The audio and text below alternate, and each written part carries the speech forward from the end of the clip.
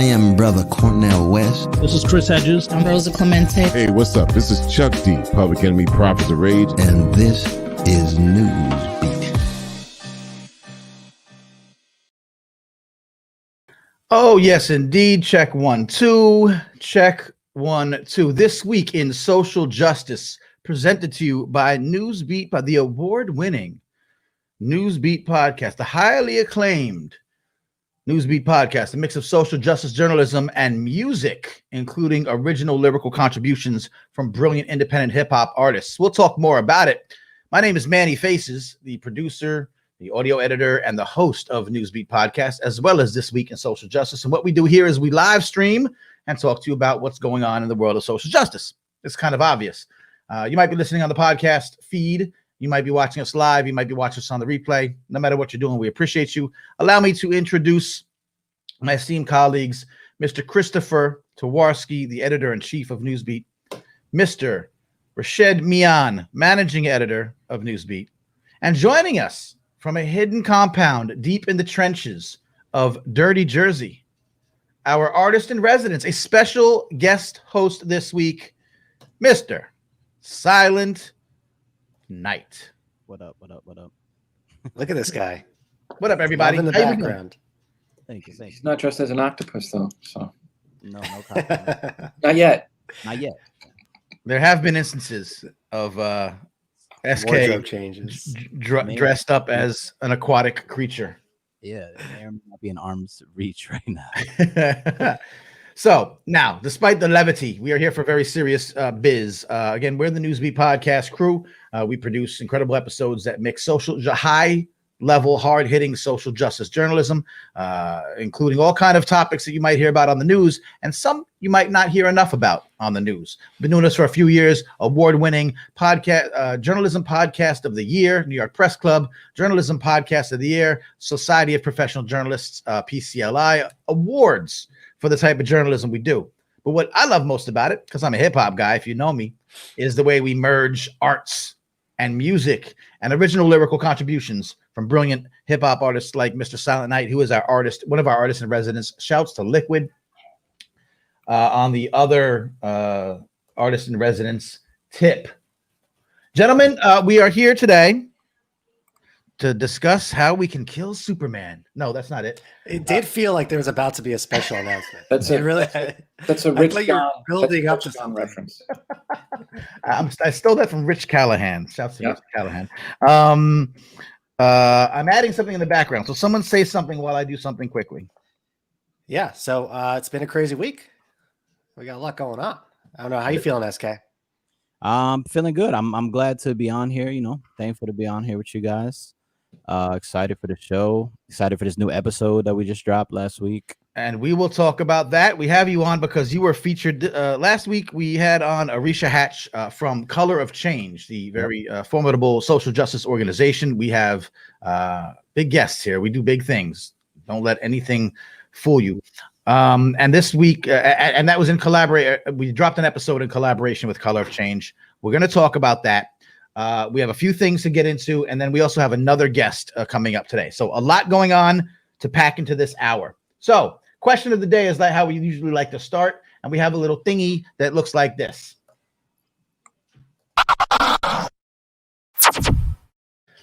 Question of the day. So while we do this, we'd like you to answer in the comments section. A, it lets us know that you're listening and paid attention and tuned in and turned up, and we love you for it. B, we'd love to share your thoughts on these topics.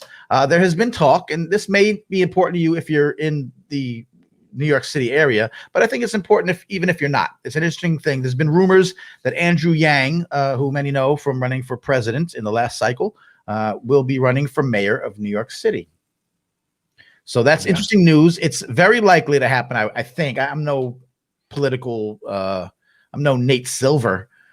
You just play one on live streams. I just play one on TVs. But I think that it's likely to happen, or it certainly looks like it's a very serious thing. So what does this mean? I don't know. I don't care. I do care. But the question of the day, should Andrew Yang run for mayor of New York City? And what do you think? I think I told you guys this before the show. I said I think I'd rather him buy the New York Knicks because that would, directly impact me. It would make me very happy if that did go through. But I think I want anyone. I would like anyone to buy the New York option. Knicks. Go ahead. Yeah, So I think a second option would be running for New York City mayor. I mean, I think the guy who ran on the universal basic income platform, it sort of makes sense in the middle of a pandemic where people are increasingly losing their jobs and filing for unemployment even now. So yeah, I think it's a smart move on his part.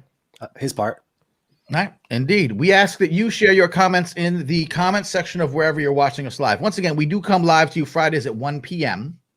This will be your new favorite place to learn about some social justice issues, some civil rights and civil liberties issues that you might not hear about. It's hard. There's a lot of news sources, and we cull and we curate and we collect and we bring them to you. So we'll be talking about some things. Again, 2 guests today, including Silent Night. Let's get to it. So please leave your answer in the comments. If you don't care, tell us you don't care. If you do care, tell us why. We'd like to know. We'll bring your answers into the fray. So moving along, News Beat Bites.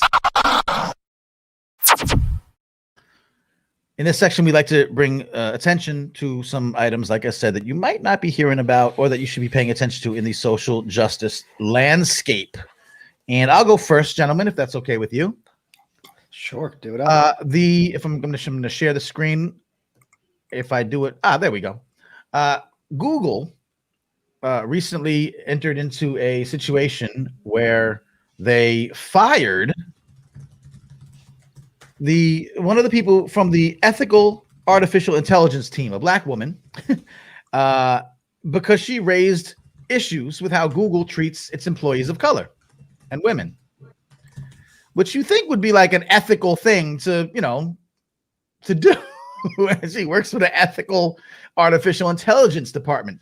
They've apologized. They said they're going to do something about it. They're going to do some things. This is from NPR, vowing to restore trust after the ouster. The curious thing about this is that it leads to a bigger question that I think we're going to get into in depth later in time. But so this is why this stuck out to me. Is that there's a lot of technology things that are happening, artificial intelligence, facial recognition, where there are racial implications. If you have someone that's involved in the ethical artificial intelligence team and they're ethically looking out for their peoples, and you fire them, they're no longer part of the ethical artificial intelligence team. Well, how ethical is that artificial intelligence going to be? Something we should pay attention to. As the great Silent Night, who's joining us today, has said about the laws that kind of reinforce the drug war and have led to mass incarceration. He says, if the person who wrote the law is racist, then what you think that law is going to be? And as Ed, you did say that. And as Alex Vitale, I have you here to prove it. And as Alex Vitale said in our last episode that we put out on the Newsbeat feed, basically making the point that you could have a perfectly run, procedurally sound, legal law or guidelines or processes or whatever it is. But if at the heart of that process or that law or that whatever it is sort of racist, then everything grows from that tree is going to be problematic. So I want to look at it later. I think it's interesting to look at and pay attention to now. And I think we should start thinking about what are the implications of technology. We've talked about it in the context of social justice and civil liberties, whether cops can go on your cell phone or not. Again, if the disproportionately arresting black and brown people, then they're going to be the ones that are potentially going to be disproportionately having their privacy violated. So all of these things tie in. I thought Google little snafu was part of that overarching issue. I wanted to bring it up for today. Major snafu, right? News Beat Bite. All right, gentlemen, passing the torch. Yeah, so yesterday was International Human Rights Day as designated by the United Nations, and a number of different groups did some incredible reports highlighting atrocities across the globe that need more attention. Human Rights Watch did a great piece identifying about a dozen stories. I just wanted to bring some attention to Human Rights Watch as sort of the watchdog, global watchdog for some of these things. Manny, speaking of artificial intelligence, one of the things on this list is there was a campaign they're trying to bring attention to go stop killer robots in terms of robots. What the yeah. So I mean, this is just one of the things on the list, but apparently there's massive development of weapon systems that basically select and attack and eradicate targets without any type of human intervention at all, any human in the process. Right. So that's just one of the campaigns that Human Rights Watch flagged. And then I want to bring attention to a report that was published yesterday by the International Federation of Journalists, just again, annually bringing attention to the risks that journalists around the globe face, simply reporting the truth and informing the public. There were 42 journalists killed so far in 2020, 13 of those in Mexico. Mexico has topped their list for the past 3 or 4 years. And I just ask everybody, check that out at ifj.org. And it's just important to know these things that are going on across the globe. I think that a lot of times we get stuck in our bubble and really don't veer much too out of it. So, yeah. All right. It's again something you might not hear about. For those who know that we're a podcast, so we're doing this thing to kind of as an extension. We come across a lot of these issues and topics and news. We want to bring them to you, so you know about them. You know that there's actually there's organizations that just protect journalists' lives. That all this banter that you've heard over the last few years about fake news and enemy of the people is dangerous for journalists. There are journalists that have lost their lives, literally, or in great danger. So this points to that. We've done a couple of episodes about that. Just if you want to go through our repertoire, you can find Newsbeat podcasts wherever you listen to podcasts, including usnewsbeat.com. We do have a couple of episodes that focus on some of these issues, including enemy of the American people, the U.S. government's war on journalism and press freedom. So all of these things do tie into, tie together. So it is very important to understand that when you hear this fake news thing and it's like kind of thrown around as a joke, that it is way more serious than that. Thank you for that, Chris. Rachetti. Yeah, so speaking of tying in, on Human Rights Day, of all days, the U.S. government yesterday executed Brandon Bernard. So a lot of people may have heard about this because it became big over the last week. There was a lot of celebrities and activists trying to get President Donald Trump to stop the execution of Brandon Bernard. And it's sort of there's so many stories here within a story.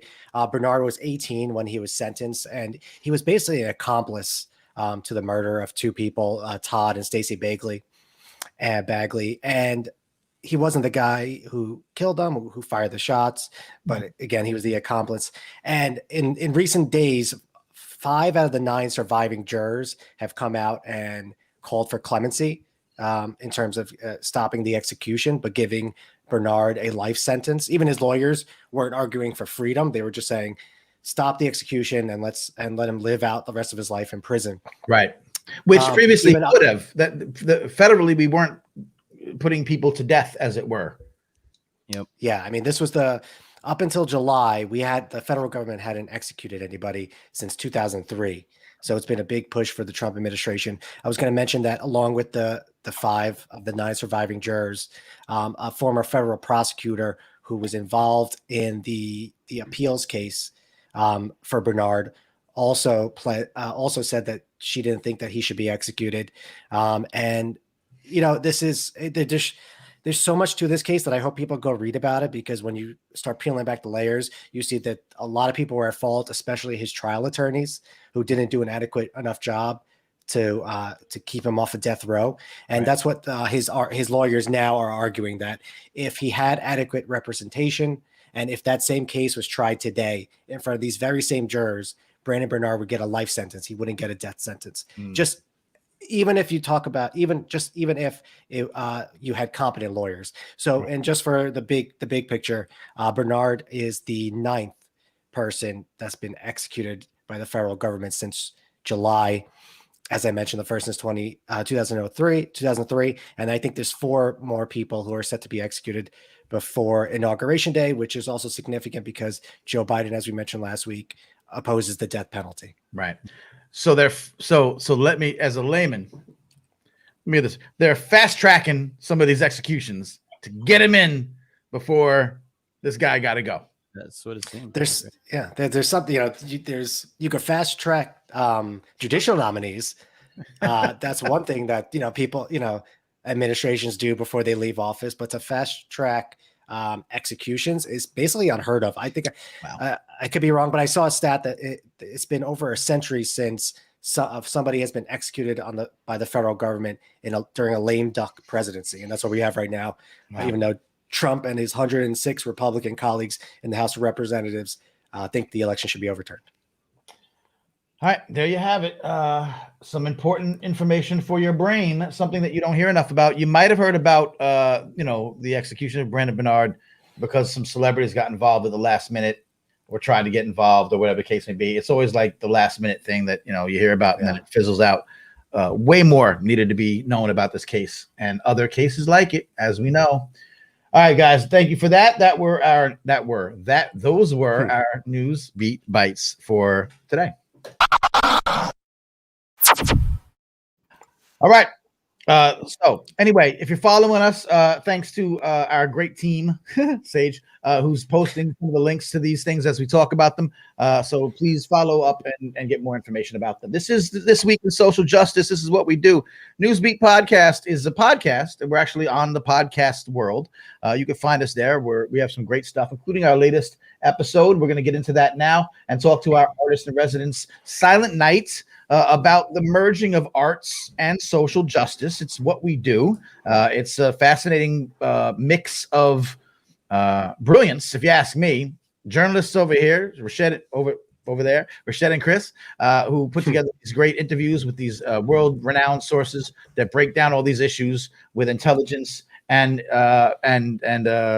flair. But then our artists in residence and some of the artists that are just kind of in our atmosphere, who come in and contribute to the episodes, put such a compelling spin on the news stories. We could talk about it, but then these guys put it into a whole different level. So to celebrate our current episode, which sits atop our feed, which is called America's Reckoning, Is a Change Gonna Come? And talks about the flurry of protests that happened across the nation this summer, and whether they would actually be any different than the flurry of protests that happened on other summers.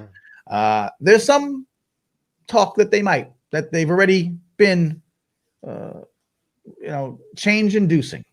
So that's what the episode dealt with. It featured Rashad Robinson, president of Color of Change. It featured Arisha Hatch, the VP of Color of Change and the director of campaigns. Other guests help me out. Alex Vitale, who you mentioned earlier, and Oluchi Omeaga. Yeah, Oluchi Omeaga. Black Visions Collective. Yep, out in Minnesota. So with that, here's a clip from that, because we talk about being a podcast. We may have some new viewers that are catching us on the live stream and don't know that we make these incredible podcasts. Here's a clip featuring Silent Night, our current episode. Then we'll come back and talk to SK about how the hell he does this. This cannot be a one-time thing. We cannot continue to allow the people to oppress African-American community. They don't invest in us. They don't show us the resources. You are convincing, not me. I can't talk to your parent. I can't talk to your grandparent. At some point, you got to be the voice for the black people in your household. And it has to start today. It was 9 minutes. That officer set his knee on George's neck. You think they gave us 3 officers? They still walking the street, still walking today. It's time for us to put aside all of these things that's going on and to love on each other and to show each other, I won't let you fall and don't let me fall. As long as I got you, you got me. And we got to stand back. All we got is us, no justice, peace, sleep, or days off. No cakewalks, no stars, bars, or fake laws. Snake oils, kumbayas, stage songs. No A-Rod in this friendly game of baseball. Snake guys set it off, singing they had won. We're looking at the front door. But your partner is your main source. Same cloth, thin blue, same story, same issue. Pucks and Tony Phil film debut. Deja vu, flashbacks of Staten after the chanting. We were standing in the wind holding a candle. If that's not an example of how fragile and how futile it can feel, I don't know what is. Or if justice can be real, but I believe it can. Indeed, thought, prayer, and action. Sure as the sun rises, or sure as Black Lives Matter. A fact that some would rather shout over than hear. So shoulder to shoulder we hear and running over the fear.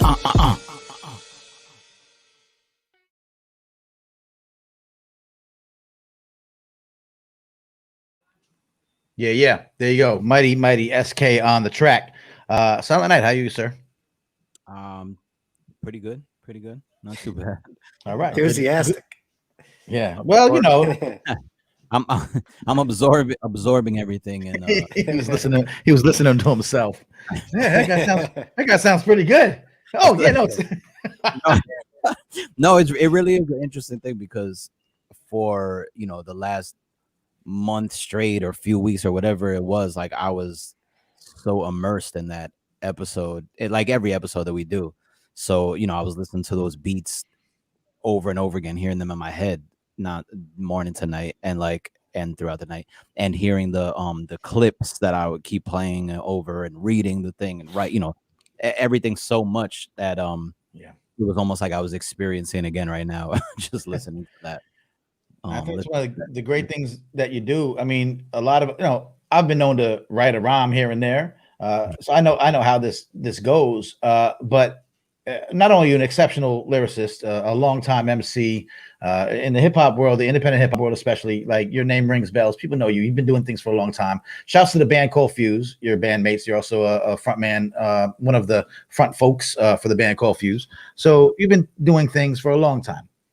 But what you do with us is you really actually do what we do, which is we sort of dig into these topics and find the best way to present them to the people. The gentlemen here conduct great interviews with world-renowned guests. I try to audibly, put all this magic together to make it, sort of like a score, like you're watching a movie, and then you translate that into lyrics. But doing a lot of homework and digging and really immersing yourself in the episodes. I think it's why what we do stands out, and it's in no small part to you, sir. Thank you for that. Thank you for sure. Yeah, definitely a group effort. Definitely interesting because even though it's been a few years since I've been on board as an artist in residence, and since we've been doing this podcast in general, I guess since we started it, it's still, sometimes I forget that it's still difficult to explain what it is to people. People still don't understand it. People still don't get it. Even some people are like, oh yeah, you're doing that podcast, right? I'm like, yeah. So, oh yeah, so when is it, or what did you guys talk about? I was like, no, like you haven't listened to it, obviously, because I'm like, I'm rapping, I'm rhyming, I'm writing a song pretty much for each episode, like, and I have to keep repeating it and explaining it to people sometimes, if they even would get, and I'm not trying to sound like all this pretentious, like you don't understand, but you don't get what we do, man. But it really is such a unique concept, I think, and format that people need to listen to it, I think, to understand it. But I know Chris, I'm shout out a couple questions. I just want to once again shout out to the Bellow Collective in their annual list of 100 outstanding podcasts. They did name our podcast. Now, it was an episode that we did sans artist. There was no artist on this episode just because pandemic slowed us up a little bit with working with artists, but we loved it. And I only mentioned them because of what you said, SK. They said they were able to figure out how to say it. We've been trying for years to be like, we're kind of like, if Democracy Now! And Black Thought had a podcast, baby, Yeah. They said literally right here, it says, it feels like listening to, it says this episode of Newsbeat, it's every episode of Newsbeat, doesn't feel like a podcast with music. It feels like listening to music and a podcast at the same time. Yeah, that is a good way to put it. I thought that was a great way to put it. It's funny that I think it slapped us all in the face. We're like, wow, why didn't we ever say that? Why didn't we think of that? You need that sometimes, an outside source. Absolutely. Right. But I mean, it's funny that it's an episode without an artist. I know. I know. But like you said, it still works, right? It works for the episodes with artists. It works. It's artistic. The way we put it together musically Oh yeah, definitely. is always artistic. The special sauce is having the MCs. I know you're saying you don't think you need us. I don't need you. I can make it happen regardless, but no, we need you. We need y'all. We need you very much. Our guest today on This Week in Social Justice is Silent Night. He's our artist in residence. He worked with us on a number of episodes, helping us merge the arts and social justice. I think it's a combination that's always been used historically. Hip hop provides a very powerful way to do it. And we have the best journalists on the planet rocking with the best hip hop artists on the planet. This is protest music. Word. At the same time, it's social justice journalism. There's nothing like it. Gentlemen? Yeah, I mean, SK, we've talked many times before, but I'd love for listeners to hear you explain, tackling these topics, a lot of these topics that you may or may not, be very much aware of prior to getting our script and sort of, like you said, immersing yourself. What's that like for you? You're not only crafting a song, a protest song, translating this stuff, but you're also tasked with learning about these issues. Yep. So if you could just describe what that is like for you, creatively and emotionally. You put a lot of passion into your performances, which I think just it just elevates it. Thank you. Yeah, it definitely is a whole slew of things for me. Some of the topics and some of the episodes are stuff that I am familiar with, but I don't know as much about. Some of them I hardly know anything about, it feels like. But one of the things I do like and enjoy from the beginning, since the beginning, is it really is like doing an assignment. It feels like, in the same way, in a way how Manny described, like how Chris and Rashad and they're doing the journalism work, and they're doing the interviews and transcribing and doing all that amazing work. That's kind of how I started treating it, where I'm like, okay, I have my assignment, so I would get the transcript, the written out, transcript of the interviews or of the episode, the way it's probably going to be laid out. And pre-pandemic, at least, sometimes I would go to a cafe. I would either like print out the transcript, go to a cafe, or have it on my laptop plus the notes, be writing notes. And I do my own independent research sometimes, and listen to the clips. We'll have like a database with the clips. So I'm doing all this stuff, and I'm like kind of tackling it verse by verse or piece by piece. And I have my little notebook or my notes or my email and stuff like that. So just really treating it in that way, that's like the I guess the first piece of it almost is like all this like research and writing down just anything. It could be lines, rhymes, notes, words, this and that. Yeah. And it just kind of like build this this place for me to work with, I guess. And then by constantly looking at this stuff and reading this stuff and listening to this stuff and writing the foundation.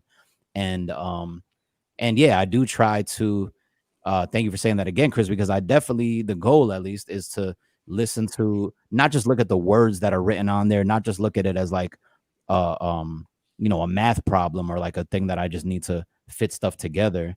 It's also listening to the voices, listening to the pain or the emotion and the voices of the guests and the people that we have on there, or of the news clips, and just doing my best to try to let that flow through my writing and performance, I guess.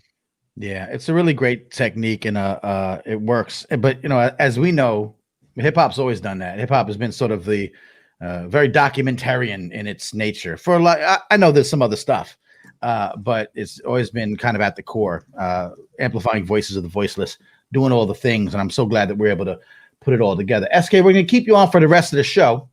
Oh, yeah. If you don't mind sticking around for a little bit and telling people a little bit more about your work at the end. Say again? That's right.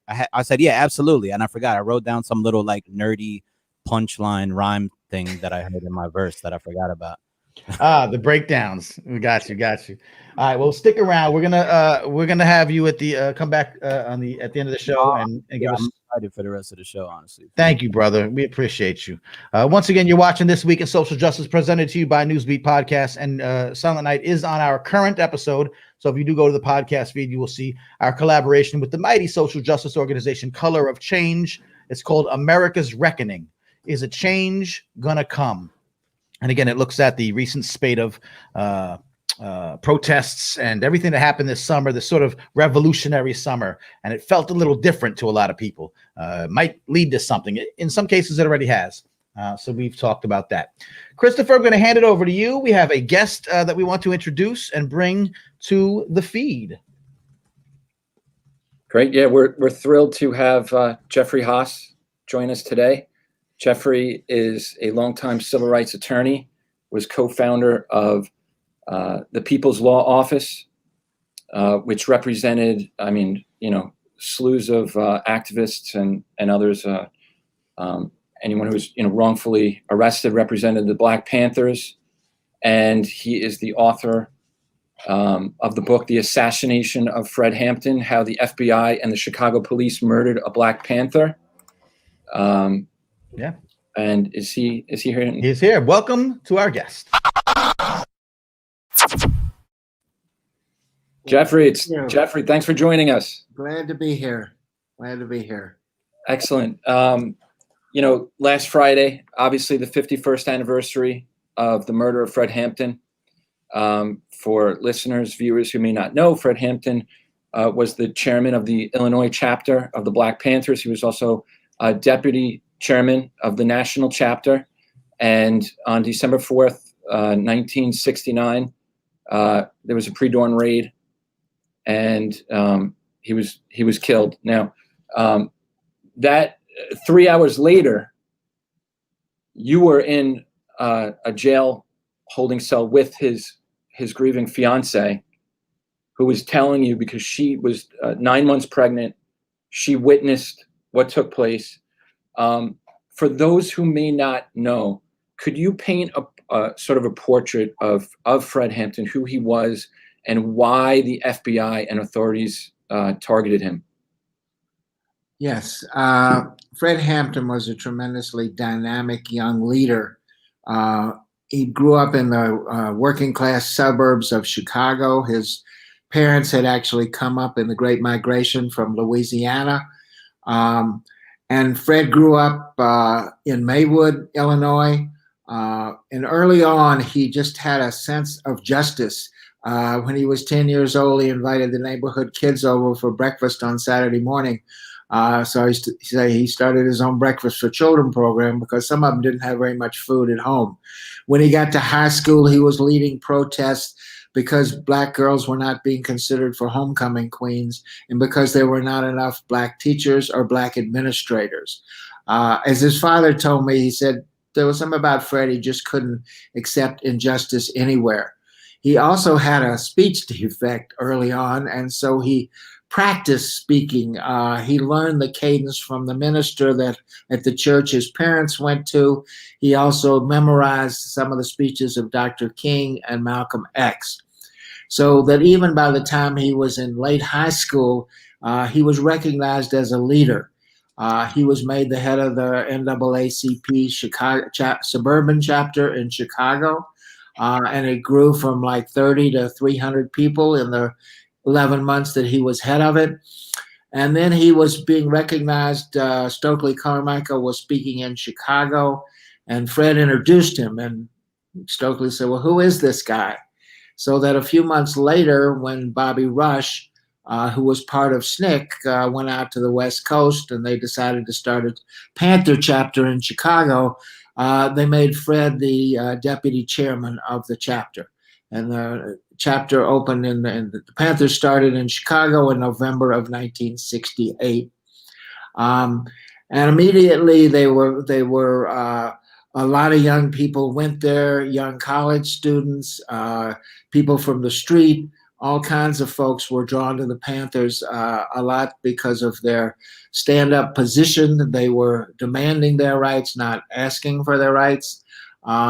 They started a breakfast program in Chicago, which started in one place, and there were 6 or 7 of them by the time a year later. Very popular program. And as Fred said, I don't know, some of these mothers may not agree on socialism, but they sure like the breakfast program.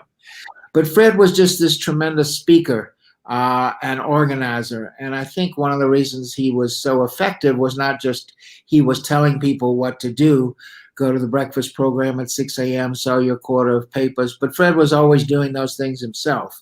So he wasn't the kind of leader that said, well, you go out and do it and I'll tell you what to do. And he just galvanized people. And one of the early things that they did, the Panthers, they created this Rainbow Coalition with the Young Lords, which was a Puerto Rican, it started as a Puerto Rican gang and then fought gentrification in Lincoln Park. And the Young Lords became political, and so did the group called the Young Patriots, which was a group of Appalachian whites, most of whom had recently immigrated from West Virginia or Kentucky. And they had some common issues in poor housing, poor schools, and police brutality. And so Fred helped with them form the Rainbow Coalition, the first Rainbow Coalition before Jesse Jackson did later. And the Panthers, of course, also were very much a target. They had very heavy rhetoric about the police and the right of self-defense. The Panther office was raided twice by the police and once by the FBI. And Fred was on the police radar very much. When there was a heist of 71 bars of ice cream from an ice cream truck across the street from where Fred lived, and he went out afterward, they identified him and charged him not only with theft, but with armed robbery or with robbery. And he was convicted of that.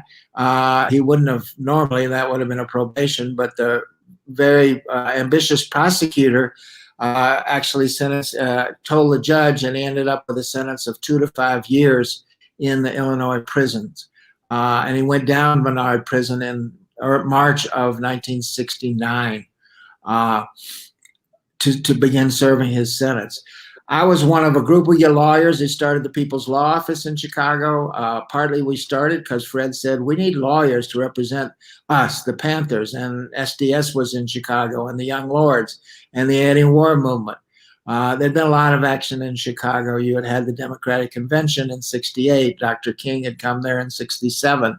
So it seemed very much like the center of a world revolution that was going on everywhere. And people were very much out in the streets. And when Fred came out of jail in the summer of 1969, he gave this famous speech, and my partner Flint Taylor and I were there. And I'll just read you a little bit of that speech to give you an idea of how dynamic Fred Hampton was. And so Flint and I had just taken a seat in the church. I think there weren't a lot of white people there, but it was packed. And there were a few of us there, a few of SDS people and so forth. So my colleague Flint Taylor and I found an opening in a row about halfway back. After a few minutes, things quieted down. There was a hush. A moment later, Fred emerged from the side and strode to the pulpit. Everyone stood up and clapped. The wall shook with the thunder of 300 voices chanting, "Free Fred Hampton." Unlike at other Panther events, Fred was not surrounded by Panthers in leather jackets and black berets. He stood alone, dressed in a button-down shirt with a pullover sweater.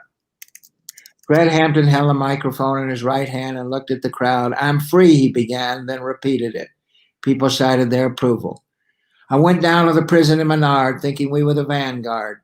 But down there, I got down on my knees and listened and learned from the people. I went down to the valley and picked up the beat of the people." A drum beat started and everyone clapped to the rhythm.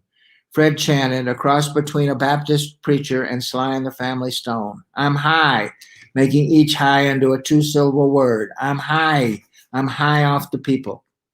And then he said the words again.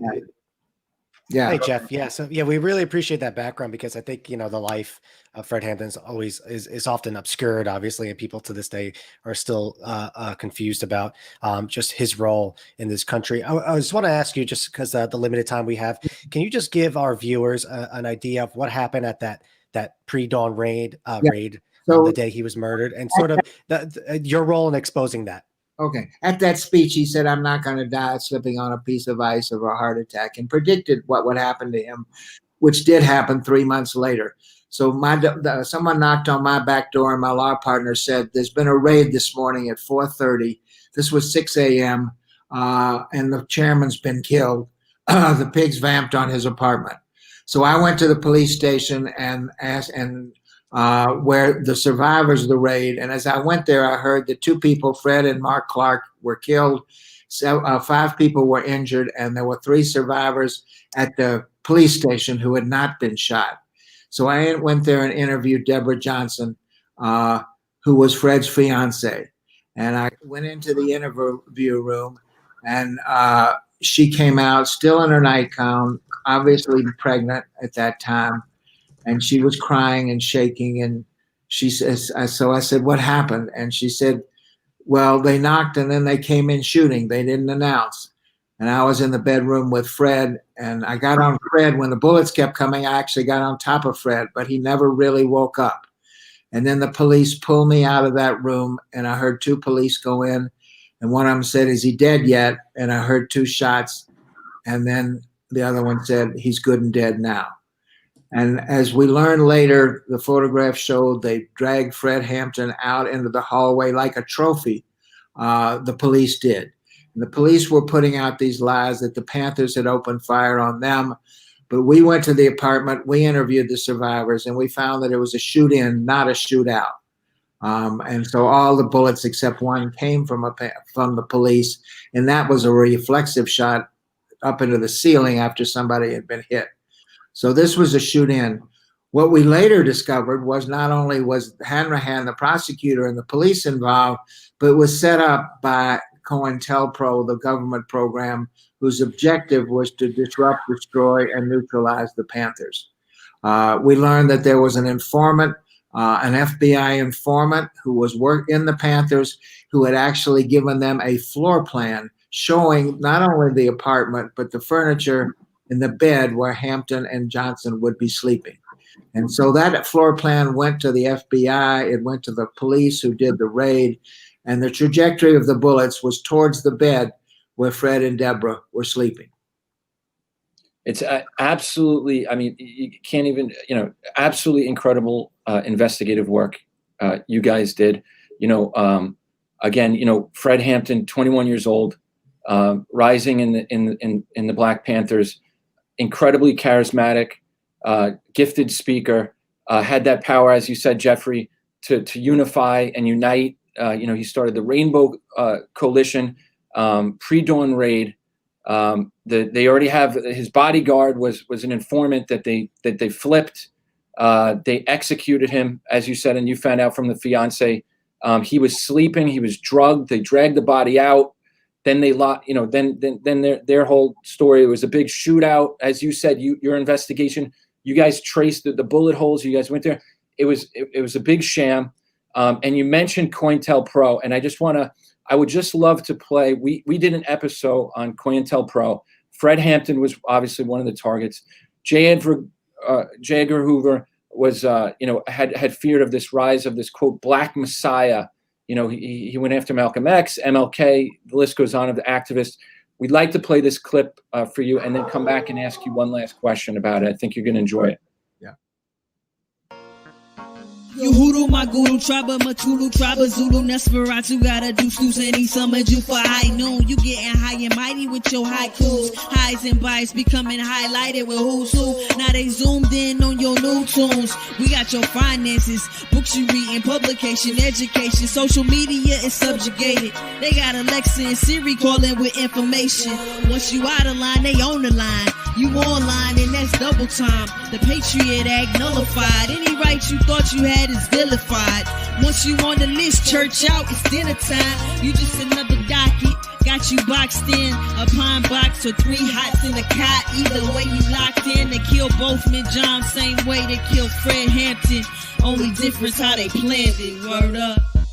COINTELPRO never went away. Ever. Certainly after 9/11, everybody should be aware that the national security state went into high gear. This is a country that spies and is not ashamed on its own allies, on the heads of state of Germany, on the head of Brazil, on its friends in high places. Well, what do you think they are doing in terms of spying on the folks that they think are organizing dissent among the most despised people in the United States, Black America? COINTELPRO never went out of business. When this BIE nomenclature came up, it simply reminded us that the COINTELPRO-like programs never die, but they do change nomenclature. They change their bureaucratic identities, but it's always the same. This country has had, in effect, a counterinsurgency program to which many billions of dollars is committed, certainly ever since the late 60s. The mass incarceration regime that was put into effect was the United States answer to the Black liberation movement of the 60s. If you don't stay in your place, we've got a place for you, and that is prison. And that's why almost 1 out of every 8 prisoners in the world is an African American. And that of course was Glenn Ford, the acclaimed journalist, talking about COINTELPRO and how it and it's sort of its legacy. Speaking of legacies, Jeff, can you just in the 2-3 minutes that we have left, can you talk about Fred Hampton's legacy, especially as we deal with the racial reckoning that we're going through right now in this country and how that relates? Well, I think in many ways the Black Lives Matter have raised the issue of the Panthers and Fred Hampton, and the fact that some of their demands for land, for freedom, for not against mass incarceration, not have to serve in foreign wars. Just basic liberation things have been echoed in what the movement is talking about today. But also, of course, the repression that came down on the Panthers and different ways of dealing with that. And it's interesting that the Black Lives Matter movement today has much more, doesn't have single hierarchical leadership, the way the Panthers do. As they say, they're leaderful, not leaderless. But I think Fred and what he stood for and the need for revolution in this country is it hasn't been as clear since the 60s as it been this summer. And I think that's why what he said and the power of his words and the power of his life and his commitment, he said, if you're not willing to make a commitment at the age of 21, because you're afraid to die, well, then you're dead already. And I think that kind of message is really resonating today. And of course, as your clip showed, COINTELPRO has many different names. I was an attorney up at Standing Rock, and they've added private security firms like Tiger Swan that actually work with the pipelines to do counterintelligence, as well as, of course, the government, the drones, these also these towers that they put up that can tell what not only who's everybody within 50 miles, but what's in your backpack. All these sophisticated methods. So we're up against a lot, but also there's a lot of awareness now, and I think the contradictions are as clear now as they were in the 60s. Jeffrey, we thank you so much for joining us. We thank you for the work that you do on a daily basis. And we recommend, we consider Jeffrey's book, The Assassination of Fred Hampton, How the FBI and the Chicago Police Murdered a Black Panther. We consider that essential reading. We recommend it to everyone listening, everyone watching. And Jeffrey, we look forward to speaking with you again. All right. Enjoy being on the show. Thank you very much. Keep up the good work. Thank you. Thank you, Jeff. Take care. Okay. Wow. Well. Thank you, Jeff, for your time. Amazing. We were just talking last week about Fred Hampton and his legacy and what it means, to artists, to activists, to people in the streets. Yeah, man. I'm definitely speechless, but also like writing down 1 million pages of notes while are you already taking notes for the future Fred Hampton Newsbeat episode? Is that what it is? Just in general, but yeah, now you mentioned it. But yeah, and me and Chris were just talking about that towards probably wrapping up the last episode or in the work of the last episode. We were talking about Fred Hampton And it's interesting the way that goes. You know, I wasn't even realizing the anniversary of his assassination was coming up. And then now, yeah, it's a lot. It's a lot. No, again, we always connect the arts to the work we do, right? Art as journalism, right? Not art in response to journalism, you know, or art in as just mere entertainment.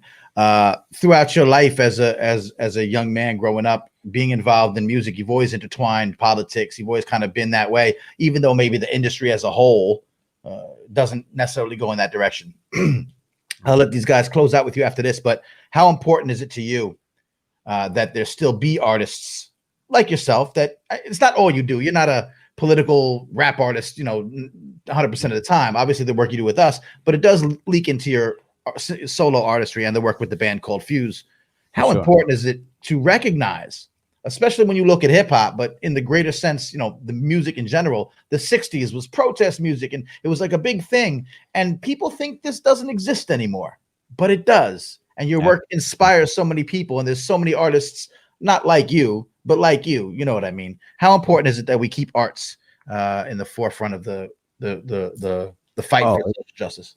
I think it's incredibly important. I think it's never went away, like you said. I know Manny Faces, you're definitely been a huge proponent and voice of that, of expressing how there are so many hip hop artists out there, from even semi-mainstream to definitely independent and all over the place with it. Right. Where it's been for these protests since like I said, forever, basically. So even Mike Brown and all these protests, like there's always that soundtrack playing, first of all, even at the protest, you know, right.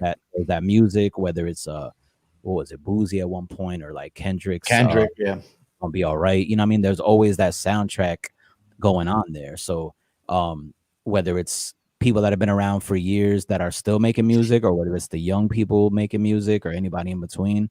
And it doesn't have to be, like you said, somebody's whole public persona and their whole thing that they do as a musician or as an artist doesn't have to be all political. Right. But in way how people say, right, everything's political. Like even in a lot of my music, a lot of it might be socioeconomic, or like just stuff that I talk about, just real life issues and real life things. Right. And yeah, the politics and different things seep into that, because it's just a real thing. It's a real thing. So even if it's not a you know, purposeful 100%, like, oh, I need to write about this, about politics, quote unquote. Right. I have to write this protest song.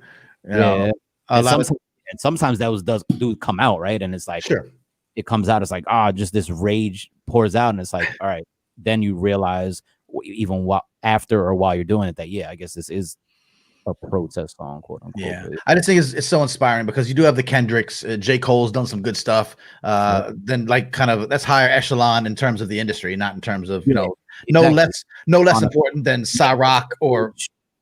Yeah, exactly. You have the platinum selling artists, award-winning artists, but then you have like Rock and Rhapsody, you know, and then you have like sort of the Rebel Diaz's of the world, the artist activists, the Genesis B, you know, who's really out there doing the work at the same time as making the music. It's so expansive, and I think people underestimate how much, as you said, the soundtrack, the artist activists, the ethos of young people being involved, but also being connected socially, you know, social media.